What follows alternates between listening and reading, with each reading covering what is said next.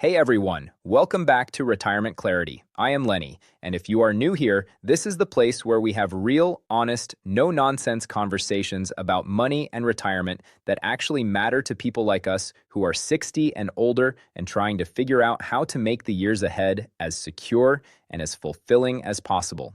And today, I want to talk directly to a specific group of people, because I know you are out there watching, and I know this topic is something you may have been avoiding thinking about because it feels scary or embarrassing or overwhelming. Today, I am talking to the Americans who are approaching retirement at 65 with less than $100,000 saved. And before you click away, before you tell yourself this video is not for you, or that it is too late, or that the situation is hopeless, I want you to hear me say something clearly and directly. It is not hopeless. It is not too late to make meaningful improvements to your situation. And the information I am going to share with you today could genuinely change what the next 20 or 25 years of your life look like financially. So please stay with me because this conversation is important and you deserve to have it. Before we begin, my standard reminder that I always mean sincerely. Nothing in this video is personal financial advice. I am not a licensed financial advisor. I research deeply, I care about this community, and I share what I find honestly. Please consult a qualified financial advisor before making significant financial decisions. Your situation is personal and unique. Now let us get into it. First, let me address the elephant in the room. If you are 65 with less than $100,000 saved, you may be feeling a combination of shame, fear, and regret right now. You may be comparing yourself to retirement benchmarks you have seen online, the ones that say you should have 10 times your salary saved by the time you retire, and feeling like you have failed. I want to say something about that very directly. Stop. Those benchmarks are real and they are useful for people who are 30 or 40 and have time to build toward them. But you are not 30 or 40. You are 65. And the question that matters right now is not how you got here, but what you do from here. And the answer to that question is more hopeful than you might think, because the reality of retirement with limited savings in America in 2026 is significantly more nuanced than the simple narrative of you need $1 million or you cannot retire. Many Americans retire successfully every year with far less than that, not because they found a magic solution, but because they understood their actual resources, made smart, strategic decisions, and built a retirement plan that was honest about their situation rather than based on someone else's benchmark.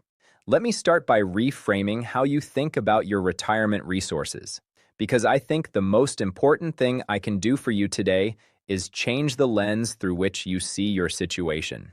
Most people think about retirement resources as a single number, their savings account balance. But retirement income comes from multiple sources, and for Americans with modest savings, understanding and maximizing each of those sources is the foundation of a workable retirement plan. The first and most important source for most Americans in your situation is Social Security. And I want to spend real time on Social Security today because it is the single most powerful financial lever available to you, and most people with limited savings are not using it as strategically as they could be. Social Security is not just a check you get when you retire. It is a guaranteed, inflation-adjusted, lifelong income stream that is backed by the federal government and that continues for as long as you live, no matter how long that is. The amount of that check is not fixed. It is something you have significant influence over based on one critical decision: when you claim it. If you claim Social Security at 62, the earliest possible age, your benefit is permanently reduced by up to 30% compared to your full retirement age benefit. If you claim at your full retirement age, which is 67 for most people reading this, you get your standard benefit. And if you delay claiming past your full retirement age, every year you wait up to age 70, your benefit increases by approximately 8% per year. That means claiming at 70 versus claiming at 62 can result in a monthly benefit that is 75 to 80% higher. For someone with limited savings, that difference is not a rounding error. That difference is the difference between a retirement that works and a retirement that does not. If your health permits, if you can keep working in some capacity, even part-time, between now and 70, delaying Social Security may be the single most impactful financial decision available to you right now. The The second source of retirement income that many people overlook is continued part-time work. And I want to talk about this not as a punishment or a failure, but as a genuine strategy that has multiple benefits beyond just the income it generates. Working part-time in retirement, even 15 or 20 hours a week in something you enjoy or that keeps you engaged, does several powerful things simultaneously. It generates income that reduces the amount you need to withdraw from your savings each month, which dramatically extends how long those savings last. It allows you to delay Social Security claiming, which permanently increases your lifetime benefit. It keeps you socially connected and mentally engaged, which has well-documented positive effects on cognitive health and longevity. And it gives you a sense of purpose and contribution that many retirees discover they miss more than they expected when they stop working entirely. The gig economy and the remote work revolution of the past several years have created more flexible, accessible part-time work options for seniors than have ever existed before. Consulting in your field of expertise, tutoring, driving for a rideshare service, working part-time in retail or hospitality, seasonal work, there are genuine options available that can generate $1,000 to $2,000 a month in income while allowing you to largely set your own schedule. That $1,000 to $2,000 a month in earned income, combined with a maximized Social Security benefit, can form the foundation of a retirement income that is more stable than many people with twice your savings who are drawing down their portfolio without any earned income. The third resource that many Americans in your situation have and do not fully recognize is home equity. If you own your home, or even if you have partial equity in it, that equity is a real asset that can be deployed in several ways to support your retirement. Downsizing to a smaller, less expensive home and banking the difference is the most straightforward option, and for many seniors, it makes sense on multiple levels. Lower maintenance, lower property taxes, lower utilities, and a meaningful addition to your liquid retirement savings. A reverse mortgage, which allows homeowners 62 and older to convert home equity into income without selling the home or making monthly payments, is a more complex option that is not right for everyone, but that, used thoughtfully and with proper professional guidance, can be a genuine tool for seniors with significant home equity and limited liquid savings. The key is to understand all of your resources clearly, not just your savings account balance, and build your retirement plan from the complete picture. Now let me talk about how to make less than $100,000 in savings actually work in retirement, because the strategic decisions around how you manage that money are just as important as the amount itself. The first and most critical principle is to be extremely intentional about withdrawal rate. The traditional guidance around sustainable withdrawal rates, often cited as 4% per year, was designed for portfolios significantly larger than $100,000 and for retirements where investment returns could replace what was withdrawn. With a smaller portfolio, the math requires even more care. If you have $80,000 saved and you withdraw 4% annually, that is $3,200 per year, roughly $267 per month. That is a modest supplement to your other income sources, not a primary income stream. The key is to treat your savings as exactly that, a supplement to your guaranteed income sources, not the primary engine of your retirement income. Your Social Security covers your foundation. Your part-time work, if you choose that path, adds a layer of flexibility. Your savings provide a buffer for unexpected expenses, for healthcare costs, for the things that come up in life that your fixed income cannot anticipate. This framing, savings as buffer rather than primary income, is fundamentally different from how most retirement planning discussions approach it. And for someone in your situation, it is a more honest and ultimately more useful way to think about what that money is for. The second principle is to be ruthlessly honest about your budget, not in a punishing way, but in a liberating way. Most people do not actually know what their monthly expenses are with any precision. They have a general sense, but the specific number, the real number, the one that accounts for every regular expense and a realistic estimate of irregular ones, is something most people have never actually written down. I want to encourage you to do that exercise this week. Write down every single monthly expense. fixed expenses, housing, insurance, utilities, phone, internet, transportation, variable but predictable expenses, groceries, healthcare, prescriptions, and irregular expenses, car maintenance, home repairs, clothing, gifts, entertainment, averaged out to a monthly number based on what you actually spend in a year divided by 12. When you have that real number in front of you, and I mean the real number, not the optimistic version, you can have an honest conversation about which expenses are essential and which are discretionary. And you can start to identify the gap, if there is one, between what your guaranteed income sources will cover and what your actual life costs.